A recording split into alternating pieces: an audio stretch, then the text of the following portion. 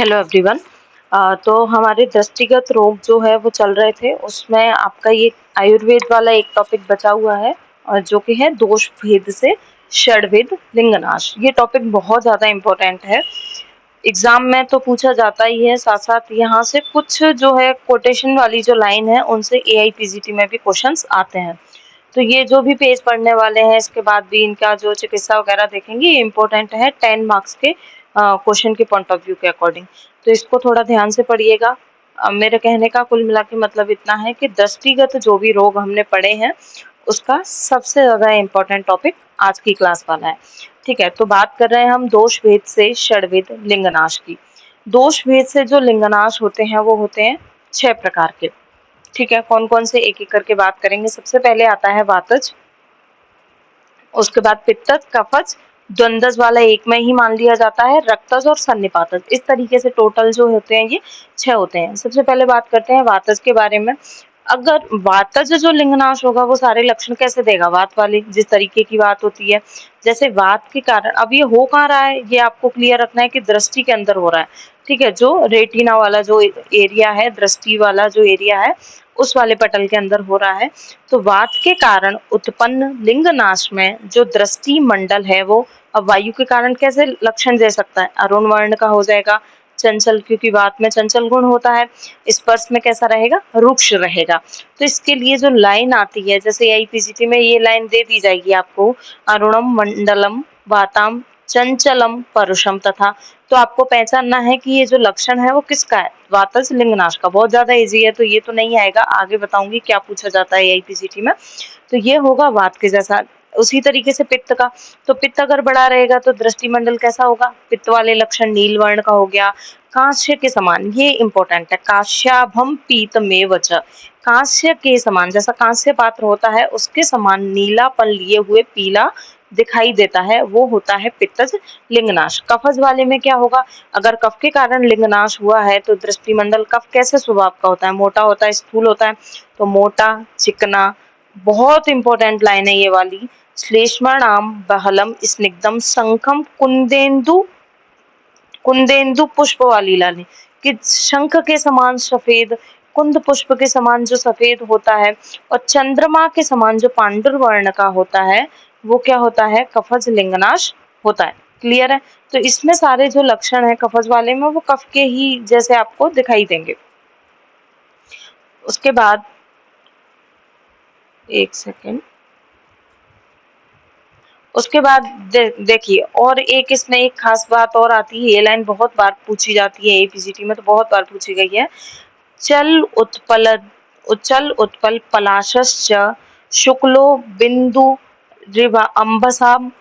ठीक है, मतलब जैसे कमल के पत्ते पे आपने देखा होगा, कमल जो कमल का जो पत्ता होगा उस पर पानी की बूंद जिस तरीके से छोटे छोटी दिखाई देती है, बिल्कुल उसी तरीके की जो दशा है वो कफज लिंगनाश की होती है। धूप, अगर ये व्यक्ति जिसको कफज लिंगनाश है वो धूप में खड़ा होगा तो वो संकुचित हो जाएगा, संकुचित होकर छोटा हो जाता है और छाया में चला जाएगा, वहां पे फैल जाएगा, विस्तृत हो जाएगा। और नेत्र का अगर पीड़न करेंगे, उसको दबाएंगे तो मंडल जो है इधर उधर चलायमान हो जाता है। तो ये कफज वाला है वो सबसे ज्यादा इंपॉर्टेंट है इन सब में, और पूछा भी कफज वाला ही जाता है, उसके अलावा कोई नहीं पूछा जाता इनमें से कभी भी। कफज वाला सबसे ज्यादा इंपॉर्टेंट है, तो इसको आप बहुत ज्यादा ध्यान से पढ़िएगा। 2 मार्क्स में भी आपसे केवल का श्लेष्मिक लिंगनाश है जो उसका लक्षण पूछा जा सकता है। फिर रक्त के कारण जो होगा तो उसमें कमल के पुष्प दल के समान या प्रवाल के समान लाल होगा। तो प्रवालम या प्रवाल और उत्पल का जो पत्र है उसके समान जो दिखाई देगा वो रक्तज लिंगनाश होगा। और सन्निपातज में सारे चित्र विचित्र जो रंग होंगे उनसे मिला जुला होगा, और वातादि दोष के अकॉर्डिंग जो भी दोष बढ़ा हुआ होगा उसका लक्षण सबसे ज्यादा दिखाई देगा, वो होगा सन्निपातज लिंगनाश। क्लियर है, तो दोष भेद से जो लिंगनाश थे वो थे ये 6। उसके अलावा टोटल जो हम 76 जो रोग पढ़ते हैं आंखों के, उसके अंदर 2 अलग से बाह्यगत रोग और पढ़ते हैं, उसको कहते हैं हम, वो लिंगनाश के अंदर ही आता है लेकिन उनका नाम दे दिया जाता है सनिमित्तज लिंगनाश और अनिमित्तज लिंगनाश। सनिमित्तज में क्या होगा, इसका कारण पूछा जाता है, सिर के अविताप से, सिर में कोई भी चोट लगी है उसकी वजह से जो उत्पन्न होता है उसको सनिमित्तज, यानी कि उसका कारण है, निमित्त का मतलब क्या होता है? निदान या कारण, जिसके होने का कारण है। लिंगनाश के होने का क्या कारण है? कि सिर के अभिताप की वजह से हुआ है, तो उसको हम कहेंगे सनिमित्त लिंगनाश। ठीक है, और इसके जो सारे सिम्टम होते हैं, वो जो भी मैंने आपको लास्ट टाइम अभिष्यंद पढ़ाया था, उसके जो भी सिम्टम है उसी के समान जो लक्षण आते हैं वो आते हैं अभिष्यंद के समान ही लक्षण आते हैं सनिमित्त लिंगनाश में। अनिमित्त जिसके होने का कोई कारण नहीं है, क्या पता क्यों हो रहा है? जैसे कि जिस मनुष्य की दृष्टि सुर, ऋषि, गंधर्व एवं बड़े सर्प को देखने व अत्यंत तेजो युक्त वस्तुओं के अवलोकन से नष्ट हो जाती है। बहुत ज्यादा चकाचौंध देख ली और अचानक से जो है दृष्टि चली गई, तो कोई प्रॉपर कारण नहीं है कि इन कारणों से कैसे जा सकती है। ठीक है, यहाँ पे तो हमें कारण समझ आ रहा है कि चोट आई थी इसलिए उसको दिखाई नहीं दे रहा है, तो यहाँ पे प्रॉपर कारण है, लेकिन यहाँ पे कोई कारण नहीं है, तो ये इडियोपैथिक बता दिया कि ऋषि, गंधर्व इनको ऐसे तेजो युक्त जो व्यक्ति हैं उनको देख लिया, सांप को देख लिया, उससे अचानक से उसकी दृष्टि चली गई, तो उसका कोई कारण नहीं है, इसीलिए इसको बोला अनिमित्त लिंगनाश। इस अवस्था में नेत्र जो रहते हैं वो पूर्व अवस्था से विशेष भाषित होते हैं एवं दृष्टि जो होती है वो वैदुर्य के समान एकदम साफ रहती है। आंख में कोई खराबी नहीं है, आंख एकदम देखने पे एकदम ठीक ठाक दिख रही है, दृष्टि एकदम निर्मल है, वैदुर्य के समान आंखें एकदम सफेद है, फिर भी उस व्यक्ति को दिखाई नहीं दे रहा है, तो वो होगा अनिमित्त लिंगनाश। फिर एक आता है अभिघात लिंगनाश, यानी कि चोट की वजह से जिस मनुष्य की दृष्टि विदीर्ण हो जाती है, दुख युक्त हो जाती है, यानी कि दिखाई नहीं देता या पूर्ण रूप से नष्ट हो जाती है, उसको हम कहते हैं अभिघात लिंगनाश। फिर एक रोग और आता है, ये सिलेबस में तो नहीं है, दोषांत करके, लेकिन शायद कभी पेपर में पूछा गया होगा इसलिए मैंने लिख दिया है। तो सूर्यास्त के समय स्तंभित दोष, जैसे धीरे धीरे दिन ढला, सूरज ढला, शाम का जो टाइम होता है उस समय क्या हुआ, मान लीजिए कि जितने भी दोष हैं वो एक जगह जाकर के स्तंभित हो गए, और स्तंभित कहाँ पर हुए? दृष्टि पर आ गए। तो जो भी वात पित्त कफ हैं वो दोष स्तंभित होकर के अगर दृष्टि को ढक लेते हैं तो इस रोग को दोषांत कहते हैं। इसमें होता क्या है, जो दोष थे उन्होंने अब शाम को तो सूर्य की किरण है नहीं, उसकी वजह से वो पिघल नहीं सकते, तो दिन में सूर्य की किरणों से दोष पिघल करके लीन हो जाते हैं, इसीलिए दिन में तो देख लेता है लेकिन रात में उन दोषों को पिघलाने वाला कोई नहीं है, दोष आकर के दृष्टि को स्तंभित कर देते हैं, इसीलिए उस व्यक्ति को रात में दिखाई नहीं देगा। तो ये आपसे कोई नहीं पूछेगा, बस ऐसे ही लिखने के लिए है, तो आप पढ़ लेना। फिर उसके बाद आता है लिंगनाश रोग।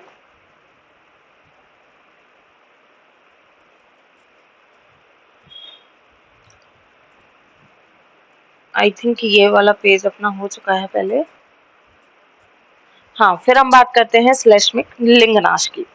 ठीक है, श्लेष्मिक लिंगनाश को मैंने आपको पहले ही बोला था कि ये इंपॉर्टेंट है, ये अलग से भी पूछा जाता है, तो हो सके तो एग्जाम के लिए आप इसका कोटेशन भी याद कर सकते हो, एक लाइन तो याद कर ही सकते हो, इम्पोर्टेंट है। और अभी नहीं करोगे तो एपीजीटी के लिए आपको इसकी लाइनें जो है याद रखनी पड़ेंगी कि ये जो है श्लेष्मिक, याद मतलब इस तरीके से याद रखनी पड़ेगी कि इस टाइप की जो लाइन है वो हमें श्लेष्मिक लिंगनाश में करके आनी है। तो इसमें होता क्या है कि कफज लिंगनाश श्लेष्म के लिंगनाश हेतु, अभी हम इसकी चिकित्सा पढ़ रहे हैं, वो तो हम पढ़ ही चुके हैं, इसकी आकृति वगैरह तो हम सारा पढ़ चुके हैं, कमल पत्र और वो सब, तो उसी के कोटेशन का कह रही हूँ, उसका कोटेशन एक बार आप बुक से देख लीजिएगा। बाकी इसकी चिकित्सा जो शस्त्र कर्म विधि है उसका कोटेशन आपको याद करने की जरूरत नहीं है। तो हम श्लेष्म के लिंगनाश की चिकित्सा पढ़ रहे हैं अलग से। कफज लिंगनाश की चिकित्सा करने के लिए आचार्य द्वारा शस्त्र विधान कहा गया है, जो कि इस प्रकार है कि दृष्टि मणि पर अर्धचंद्र की आकृति का अथवा पसीने के जल के बिंदु को, जैसे पसीने की जो बूंद होती है उसके सदृश या मोती के जैसा अगर कोई चिन्ह तो नहीं है, ये हमें चेक करना है। जैसे हम प्री एग्जामिनेशन करते हैं ना, प्री ऑपरेटिव, उसमें हमें ये सारा चेकअप करना है कि दृष्टि पर कहीं इस आकृति का कोई चिन्ह तो नहीं है, जैसे अर्धचंद्र की आकृति का, या इस तरीके की कोई पसीने की बूंद, जल की आकृति का कोई बिंदु तो नहीं है, तो ये हमें चेक करना है। चेक करना है कि ऐसा होना नहीं चाहिए। अथवा स्थिर, विषम, पतला, बीच में रेखा युक्त, राजी युक्त, अनेक तरह की प्रभाव वाला, वेदना युक्त या रक्त वर्ण का कोई दृष्टि पर कोई दोष ऐसा दिखाई तो नहीं दे रहा है। मतलब हमें ये पूरी तरीके से चेक करना है कि ऐसी कोई चीजें तो नहीं दिख रही हैं। अगर ऐसा दिखाई देता है तो हमें शस्त्र कर्म बिल्कुल नहीं करना है। कहने का मतलब है हम शस्त्र कर्म तभी करें जब ऐसी चीजें हमें ना दिखाई दें दृष्टि पर। अगर दिख रही हैं तो वहां पर हम शस्त्र कर्म नहीं कर सकते। अब ऐसा नहीं है, हमें शस्त्र कर्म करना अलाउ हो गया, हम शस्त्र कर्म कर रहे हैं तो उसके लिए हमें कुछ जो है प्री ऑपरेटिव प्रोसीजर करने पड़ेंगे।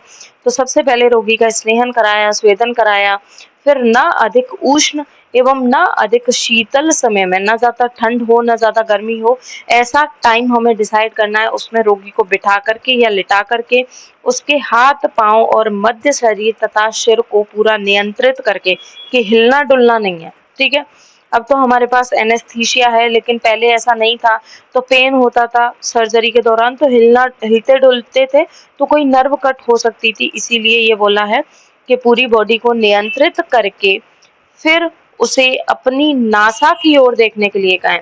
पेशेंट को क्या बोलना है कि पहली बात तो उसको हिलना डुलना नहीं है, फिर उसको बोलना है कि अपनी दृष्टि को नाक के नोज का जो टिप है उसको देखते रहना है। तो दृष्टि जैसे ही वो अपनी नासा की ओर कर लेगा तो उससे क्या होगा, कृष्ण मंडल का ठीक जो कृष्ण मंडल है वो ठीक बीच में हो जाएगा। इसके बाद वैद्य कृष्ण तारक में से दो हिस्से, जो ब्लैक वाला जो हिस्सा है उससे दो भाग छोड़ करके, जैसे ये आई हो गई और ये जो है प्यूपिल वाला एरिया है, ब्लैक वाला एरिया है, तो यहाँ से तो दो भाग छोड़ना है, ठीक है। यहाँ से तो दो भाग छोड़ना है, शुक्ल दो हिस्से शुक्ल भाग छोड़ करके अपांग प्रदेश की ओर, अर्थात भ्रू पक्षांत, जहाँ पे आईब्रो खत्म हो रही है वहां पे समीप ठीक तरह से खुले हुए तथा शिरा समूह से रहित ऐसा बिंदु देखना है जहाँ पे कोई भी वेन कैपिलरी कुछ नहीं होना चाहिए, ठीक है। उस जगह नेत्र गोलक के स्थान में न अधिक नीचे न अधिक ऊपर न पार्श्व में देवकृत छिद्र, देवकृत छिद्र की हम बात पहले भी कर चुके हैं कर्णगत रोगों में। देवकृत छिद्र वो होता है जहां पर किसी भी तरह की ना तो नर्व सप्लाई होती है ना वेन सप्लाई होती है। तो देवकृत स्वाभाविक छिद्र में विश्वस्त होकर के मध्यमा अंगुली प्रदेशनी और अंगुष्ठ के सहारे सिर स्थिर हस्त पकड़ी हुई, यानी कि जो यव चक्रा जो शलाका है उसको हमें किस किस में पकड़ना है, तीन फिंगर में पकड़ना है, मध्यमा उंगली प्रदेशनी और अंगुष्ठ, इनसे यव चक्रा शलाका जो है उसको पकड़ करके दाहिने हाथ से पेशेंट की लेफ्ट आई में वाम नेत्र में और अपने लेफ्ट हैंड से पेशेंट के राइट आई में वेदन करना है। अब वापस से सुनना ये सारा प्रोसेस क्या हुआ। हम लिंगनाश का जो कफज लिंगनाश में शस्त्र कर्म कर रहे हैं उसी में अलाउ होता है। तो हमने पेशेंट का स्नेहन स्वेदन करा लिया, ऐसा काल डिसाइड कर लिया जहाँ ना ज्यादा गर्मी है ना सर्दी है, उसका पूरी बॉडी जो है वो कंट्रोल कर ली और पेशेंट को बोल दिया कि आपको अपनी नोज टिप की ओर देखना है। नोज टिप की ओर देखेगा तो उसका जो आंख है वो ठीक बीचों बीच आ जाएगी। फिर जो कृष्ण मंडल वाला जो भाग है वहां से जो व्हाइट वाला एरिया स्क्लेरा वाला एरिया उसको दो भाग छोड़ करके, यानी कि जैसे ये आंख है और ये जो हिस्सा यहाँ से दो भाग छोड़ करके इस जगह अपांग प्रदेश की ओर हमें जो देवकृत छिद्र होगा वहां पे यव चक्रा शलाका से क्या करना है, वेदन करना है, ठीक है। ये जो प्रोसेस रहेगा वो रहता है कफज लिंगनाश में वेदन करने का। अगर मान लीजिए हमारा वेदन कर्म है वो ठीक तरीके से हो गया, सम्यक रूप से हो गया वेदन कर्म, तो क्या होगा, सही तरीके से हुआ है तो एक विशिष्ट प्रकार की क्या आएगी, एक आवाज आएगी। सम्यक वेदन होने पर एक विशिष्ट प्रकार की आवाज आती है। वेदन के स्थान से जल के बिंदु के समान पदार्थ बाहर निकलता है। जहां पे आपने वेदन किया है वहां से स्क्वीजिंग जो होगी वहां वहां से कैसा पदार्थ निकलेगा, जैसे जल की जो बूंद होती है बिल्कुल उसी तरीके का मटेरियल वहां से स्क्वीज आउट होगा। यदि वेदन सम्यक रूप से नहीं हुआ है तो ब्लड आएगा। अगर वेदन प्रॉपर हुआ है तो ब्लड बिल्कुल भी नहीं आएगा, क्योंकि आपने कहाँ पे किया है, देवकृत छिद्र में किया है और चूंकि वहां पे कोई भी ब्लड सप्लाई नहीं है इसीलिए ब्लड आने का तो कोई सवाल ही नहीं है। और अगर ढंग से नहीं हुआ है यानी कि देवकृत छिद्र में नहीं हुआ है तो ब्लड आएगा। इससे हमें समझना है कि हमारा जो वेदन कर्म है वो सही तरीके से नहीं हुआ है। जिस प्रकार वेदन सही तरीके से हो जाएगा उसके बाद हमें पश्चात कर्म में क्या करना है, जो भी वेदन का स्थान है वहां पे स्त्री दुग्ध से सिंचन करना है। इस समय दोष स्थिर हो या चल हो तो बाहर की ओर से स्वेदन उसका करना है। भले ही मतलब वेदन के बाद स्त्री दुग्ध से सिंचन कर दिया और हल्का हल्का सा उसका स्वेदन करना है। स्वेदन पूर्व नेत्र की पलकों को भली भांति खोल करके पलकों पर शलाका रख के वातनाशक एरंड पत्र आदि पर घृत लगा करके गर्म करके इस पे स्वेदन करना है। क्योंकि आंखों का हम स्वेदन नहीं करते हैं, आपने देखा होगा हम दृष्टि का स्वेदन नहीं करते हैं तो मृदु करते हैं, तो बिल्कुल उस चीज को भी ध्यान में रखना है। स्वेदन कर्म करें तो आप पत्ते वगैरह ढक करके ही स्वेदन कर्म करना है। स्वेदन जैसे ही हो जाएगा उसके बाद लेखन कर्म करेंगे। तो स्वेदन के बाद शेष दोष, जो भी दोष अगर बच गए, हमने वेदन तो कर दिया, वेदन के पश्चात इसमें लेखन कर्म होता है। तो ये क्वेश्चन भी एआईपीजीटी में पूछा जाता है कि वेदन के पश्चात लेखन कर्म कौन से रोग में किया जाता है, तो लिंगनाश रोग के अंदर हम करते हैं।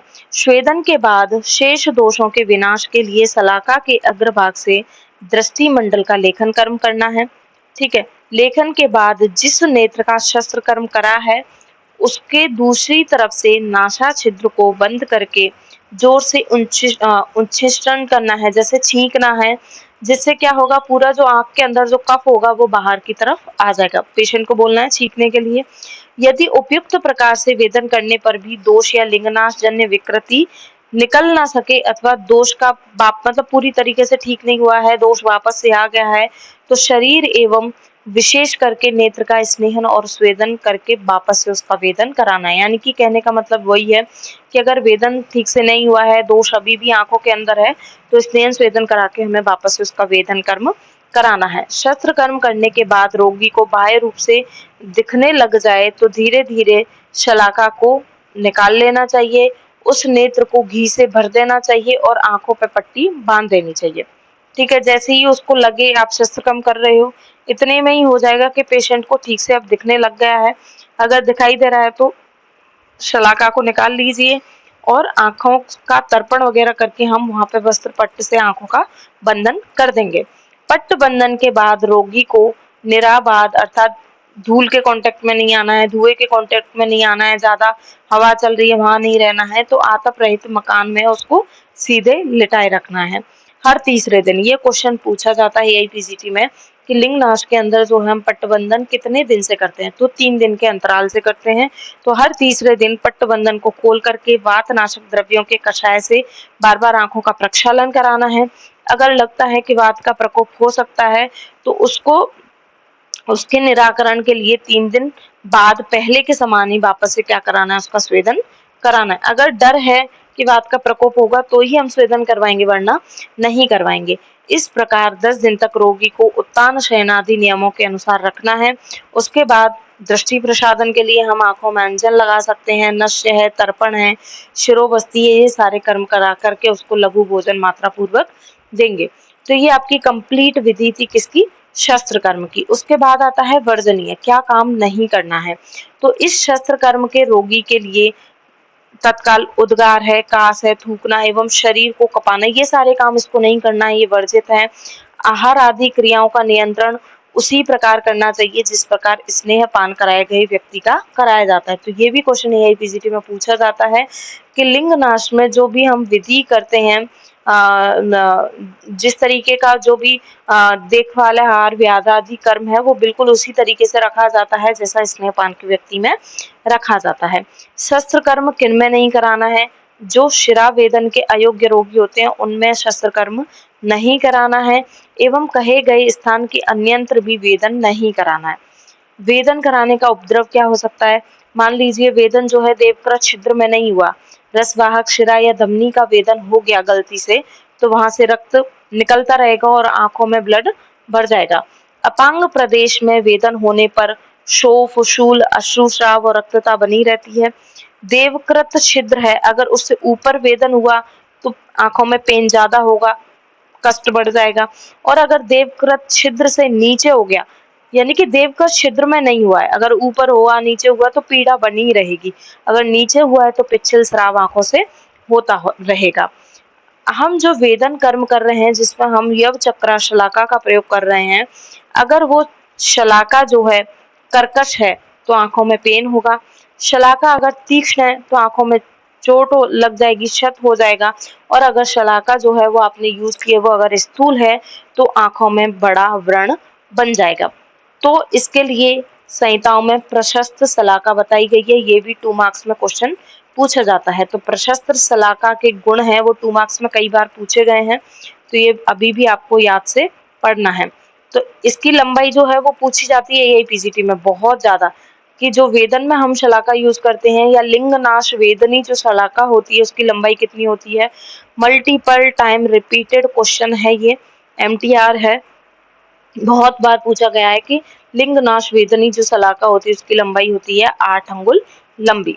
ठीक है, तो लंबाई में 8 अंगुल, बीच में सूत्र से धागे से, जैसे इस तरीके की शलाका हुई 8 अंगुल लंबाई की और इसके बीच में इस तरीके से धागा लिपटा हुआ रहता है।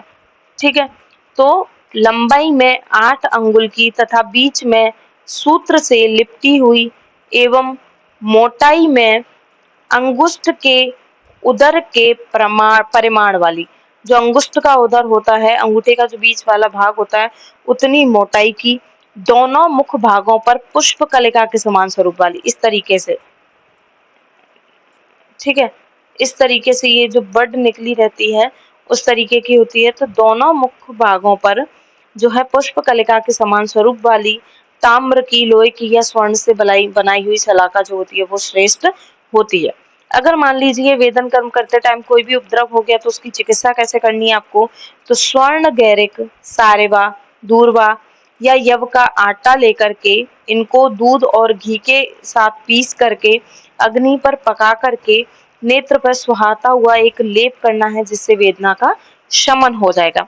उसके साथ साथ आप स्त्री दुग्ध में मुलेठी का कल्प मिला करके उसको घृत सिद्ध करके नेत्र का शेक भी कर सकते हैं। इसके बाद पश्चात चिकित्सा में क्या रहेगा हमारा, शस्त्र कर्म द्वारा लिंगनाश चिकित्सा में अगर सफलता प्राप्त हो गई है तो 10 दिन तक उपचार करना है। 10 दिन तक आपने उपचार किया, पथ्यादि के समाप्त हो जाने पर दृष्टि के निर्मलीकरण के लिए हम 2 तरीके का अंजन प्रयोग करेंगे। ये कोई नहीं पूछेगा आपसे एग्जाम में, लेकिन पढ़ लेना। पहला अंजन किसका बनाओगे, मेष रंग एवं पुत्र जीवाणुकारी का पुष्प लेकर के, श्री इन सब के पुष्प वगैरह लेकर के समान प्रमाण में लेकर के इनको महीन पीस लेना है और अजात दुग्ध के साथ खरल करके 1 सप्ताह तक तांबे के पात्र में रखना है और 8वें दिन यव के आकार की वृत्ति बना करके उससे अंजन लगाना है। या फिर स्रोतो अंजन में मूंगा, मनसिला, श्वेत और काली मरीच लेकर के इनको समान भाग लेकर के पीस करके अजात दुग्ध में पीस करके खरल करके वृत्ति बना करके अंजन लगा सकते हैं। तो ये आपसे कोई नहीं पूछेगा, पढ़ के भले ही छोड़ देना। तो ये था आपका कंप्लीट लिंगनाश दोष भेद के अकॉर्डिंग, जिसमें हमने अलग से कफज लिंगनाश पढ़ा। उसका शस्त्र कर्म भी इम्पोर्टेंट है, बहुत बार पूछा जाता है। या तो कंप्लीट लिंगनाश ही आपसे पूछा जाएगा या फिर जो ये श्लेष्मिक लिंगनाश है इसका लक्षण और चिकित्सा यानी कि शस्त्र कर्म की विधि है, 5 मार्क्स में आपसे पूछी जा सकती है। तो इनको बहुत अच्छे से आपको पढ़ना है। कुछ नहीं समझ में आए तो आप ग्रुप में डाउट पूछिएगा। उसके बाद नेक्स्ट हम इसका मॉडर्न जो कोरिलेशन है कैटरेक्ट, उसकी बात करते हैं। कैटरेक्ट है वो तिमिर का भी कोरिलेशन है, लेकिन अगर लिंगनाश आता है उसके साथ भी आप इसको लिख सकते हैं। ठीक है, तो उसका हम नेक्स्ट क्लास में बात करते हैं। अभी के लिए थैंक यू।